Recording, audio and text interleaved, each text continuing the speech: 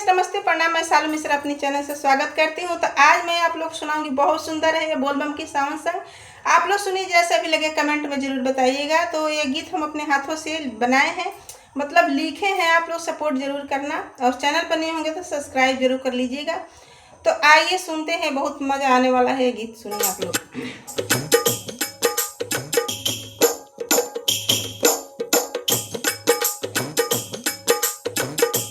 चाहे सैया